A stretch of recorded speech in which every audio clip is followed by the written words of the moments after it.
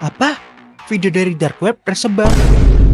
Kalau kalian pernah menonton video berjudul Blank Room Soup ini, banyak teori yang beredar tentang video itu.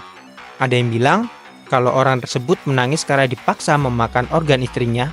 Ada juga yang bilang itu adalah makanan terakhirnya sebelum akhirnya dieksekusi oleh dua manusia yang menggunakan kostum tersebut. Namun, ada juga yang mengatakan bahwa itu adalah iklan dari produksi musik bernama Stolen Baby. Namun, sampai saat ini belum diketahui kebenaran dari video tersebut. Lalu, yang jadi pertanyaan, apa sih dark web itu? Kenapa banyak video-video menakutkan di dark web? Sebelum kita bahas, yuk kita intro dulu. Jadi, siapin kopi atau cemilan karena ini bakal jadi pembahasan yang seru tapi juga agak nyeremin.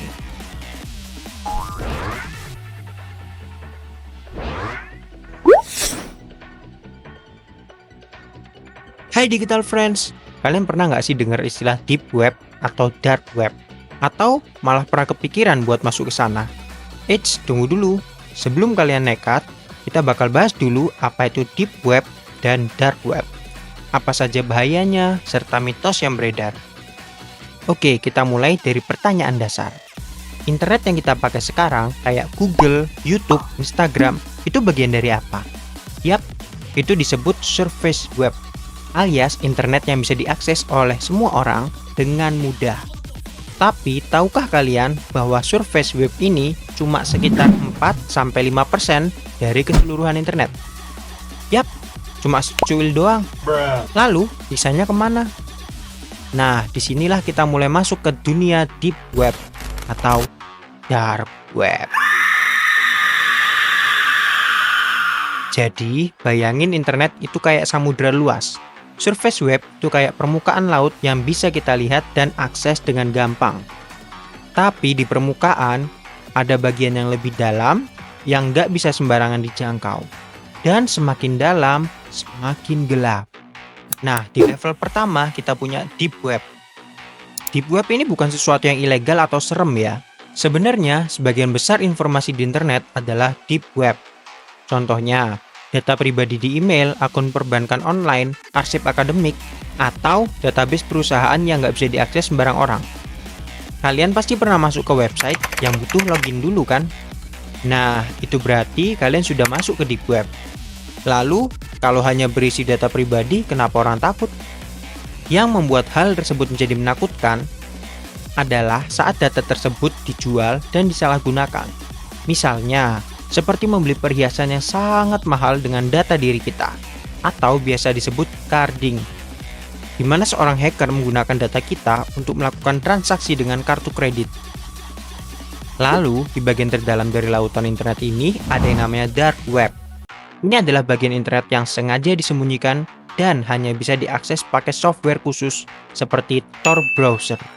Tujuan awalnya sih buat kebebasan berinternet tanpa sensor. Tapi sayangnya, banyak juga yang menyalahgunakan dark web buat hal-hal yang ya nggak bener deh. Disinilah banyak mitos yang beredar.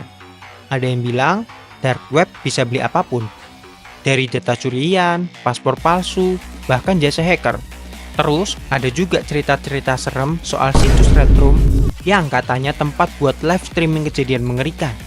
Tapi, apakah semuanya benar? Nah, ini dia, banyak cerita di internet yang lebay soal dark web. Misalnya seperti katanya ada website yang jualan senjata, narkoba, atau organ manusia. Atau katanya kalau masuk dark web, kalian langsung dihack dalam hitungan detik. Well, itu nggak selalu benar. Tapi bukan berarti dark web itu aman ya. Ada banyak hal yang memang ilegal dan berbahaya di sana. Misalnya yang terkenal situs White Rabbit yang dimana situs ini menyediakan jasa pembunuhan, namun dengan syarat setelah target pertama selesai harus ada target penerusnya, sama seperti mata rantai. Dan jika kita tidak menyediakan nama untuk target berikutnya, maka target berikutnya adalah sang pemesan jasa tersebut. Mengerikan bukan? Oke, sekarang kita masuk ke bagian yang paling penting. Kenapa kita harus hati-hati? Pertama, di dark web banyak penipuan. Banyak orang yang tergoda buat beli sesuatu, tapi ujung-ujungnya malah ketipu dan kehilangan uang mereka. Kedua, banyak virus dan malware yang bisa merusak perangkat kalian. Ketiga, ada mata-mata digital. Percaya atau enggak, di dark web banyak hacker dan bahkan agen pemerintah yang mantau aktivitas di sana. Jadi kalau kalian iseng-iseng masuk tanpa tahu apa yang kalian lakukan, bisa aja data kalian jadi sasaran. Terus, apakah semua yang ada di dark web itu buruk? Sebenarnya enggak juga. Ada beberapa sisi positifnya. Misalnya, tempat buat whistleblower atau jurnalis yang butuh komunikasi secara anonim.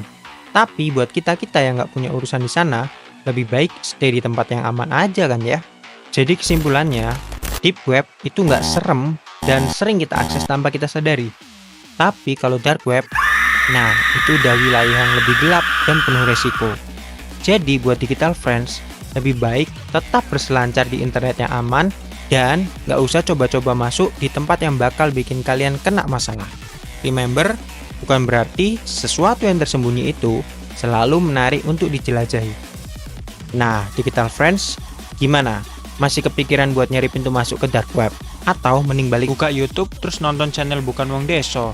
Halo dulur-dulur! Coba komen di bawah ya. Dan kalau kalian suka video ini, jangan lupa like, share, dan tentunya subscribe biar nggak ketinggalan konten menarik lainnya. Sampai jumpa di video berikutnya hanya di Pusat Digital. Stay smart and stay digital. Bye!